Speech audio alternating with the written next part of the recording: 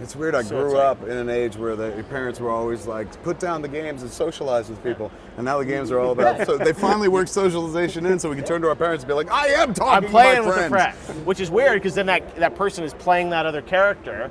And sometimes it's not their voice, it's the character's voiceover, but it's very strange how it kind of plays out sometimes in the co-op world. But it's just something that like games have all over movies. You go to movies, you're a passive watcher of somebody else having an adventure, and when you're sitting there playing the game, you can just keep getting lost and deeper in it, which is what, when we started looking at filmed entertainment or even entertainment on stage, we started gathering in front of somebody who was like, look at me, look at me. It lived as one kind of art form for a long time, and now it's kind of taken shape as something else, where the look at me is look at this, and we're going to surround you in this world. Yeah, there's so much you can do. Although you've said before, David, I mean, you sometimes feel that games don't need that much story always, right? It's all about sort of the twitch. I don't happen to be one of the people that thinks that games are an evolution of film or story. I think it's an entirely different psychological beast, and I think there's a lot of film language because we're in 3D, we can move cameras. What's an evolution of then? Games? It's an evolution of just sports. game playing? Really? It's an evolution of playing in the backyard Cowboys and Indians with your friends. It's an evolution of make-believe. Make pretend. But you just have these amazing virtual worlds. Do you think that film stuff sometimes, does it hold back games a little bit because people want to be filmmakers? I would agree with them, absolutely. And frankly, I think it's harder for people, I would imagine, who write. I mean, you've written novels, right? I mean, people who write, and you've written movies, obviously, who write linear stories, because there's so many choices now for people's entertainment time. But ultimately, a story well told, a great story that's linear, will never. I don't think that's ever going to go out of style any more than a great sport or a great piece of interactivity. The idea of saying that this is going to replace that, I don't agree with, because ultimately they're entirely different experiences, and you come at them for very different reasons. It's true. It's like movies coexist with sports, and this is kind of a derivation of that. If following through on that that's theory. what I think. Now, when this goes up on GameTrailers, I'm sure there'll be a shit ton of comments saying this guy's an idiot. You think this is sports? Yeah, exactly. Yes. But you're right. It does the idea out of there. Simple problem solving for fun, not to save your life. That's right. But the idea of a story is, in some ways, that's a linear progression. There is an end. And you have someone's vision. You have someone's point of view of the world that if it resonates. We were talking back there about the Newsroom.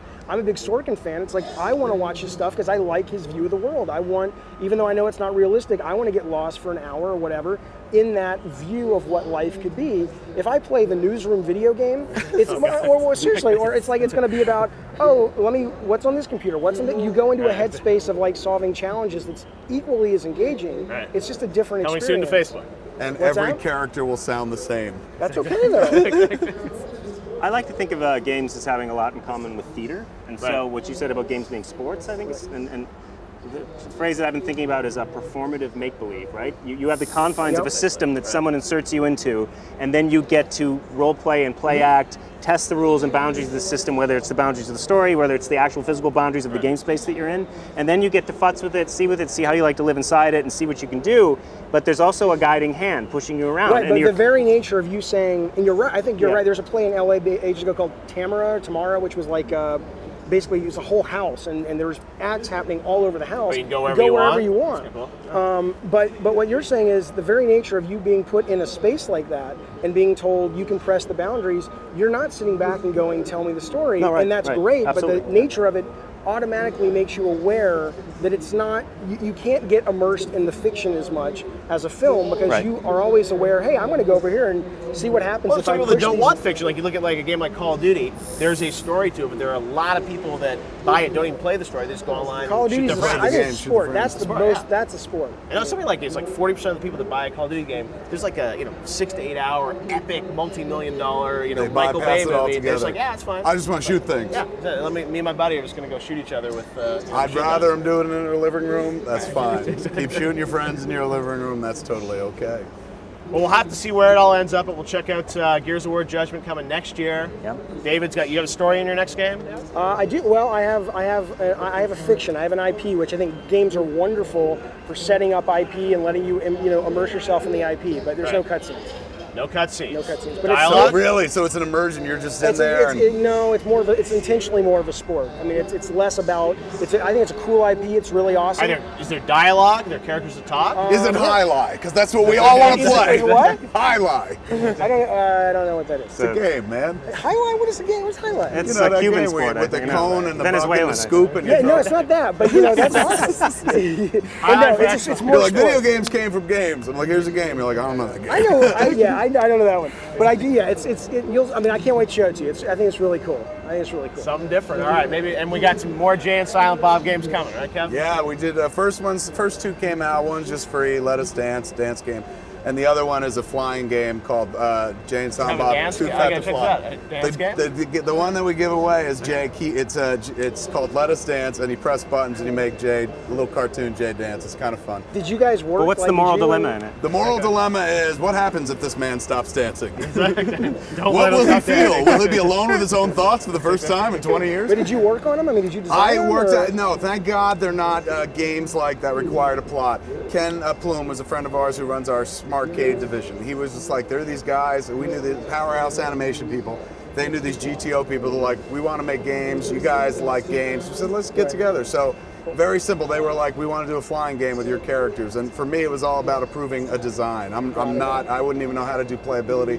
You got to crawl before you can walk. We do this app stuff for a little bit. Maybe one day down the road, then I'm looking at like, maybe I could write a more But don't you expansive think? game. Do you have something? It's you think you intimidating. could Like to hear them talk about it is it's so But intimidating. do you think some people say like, oh, I think there's something I could contribute to the game industry? I'd love to consult for Kevin a Smith? couple weeks. Dude, I've been trying to get you to work on a game for years. I don't know. Every time Yeah. when I was with Sony, I said, I want to do a game with Kevin Smith. Oh my God. And I swear to God, and I was telling your assistant back there, or your muscle is what she said. Jordan, she runs our company. Yeah, and I said, dude, Kevin Smith, I said, go on Kickstarter, you'd raise a shit ton of money, make like a Jay and Silent Bob USQ kind of point and click adventure game. Right. And just extend that world, man, it would be awesome. That would be fun, right? But do you We think did there's build something the you can universe. contribute? Like, you say, like, I mean, yeah, at I think I that can make point, a if cool somebody game. was like, we want to do a Second Life type universe with your characters from those movies, it becomes financially problematic because Miramax owns these characters, Universal owns these, I own Jay and Bob. They're spread out. So in order to do in a Skewniverse, I'd have to get everybody to be like, yeah, go ahead, we don't care. A bunch of different corporations. And you know, getting a bunch of different corporations on the same page when potentially there's even this much profit involved. Easy. Yeah. Oh, it's simple as So when putting they on get shoes. Spider-Man and the Avengers sequel, then this is Exactly. that's- First, if that happens, Yeah. then we'll see perhaps a way that we can maybe get Brody and Randall in with Jay and Bob. But I would love that. Like that's what I dreamed about. Like when I was making those movies, extending that universe to be able to turn it into a game. You wouldn't do it with just Jay and Silent Bob? Yeah, but at that point, it's like people would be like, "Can they meet Dante and Randall?" yeah, and I'm yeah, like, yeah. "They can't because I sold them like horrors years ago." You know. Okay. So then it becomes more sad for me. So at least if I do an all Jay and Bob game, then I have to take it in a completely different direction, take it away from our view of Skewniverse. Okay. And so that's why like these first two games felt a little more natural. Nobody's going to be like, "Where's Clerks?" at this point. Right. But I would love to get there. Like that to me it would be fun. Like that would bring me back to my universe of characters. I loved making those movies, and then I got to a point where I was like, I've done this too much. Right. And it becomes too expensive and stuff. When you start talking about a world where, hey man, we're gonna fabricate it all and we're just gonna keep bringing on components that make it larger and larger, that's appetizing. That would drag me back, and I'd be writing Dante, Randall, all that You stuff. get- I mean, again, I a don't know. Mallrats sequel, like that would be There you go. fantastic. There you go. All right, thanks to David and Tom, and of course Kevin. Fun co-moderating with you. Oh and my we'll see God, you it was guys. so much fun. I learned a lot. Thank you for having me, Jeff. All good, man. We'll see you next week right here on the bonus round.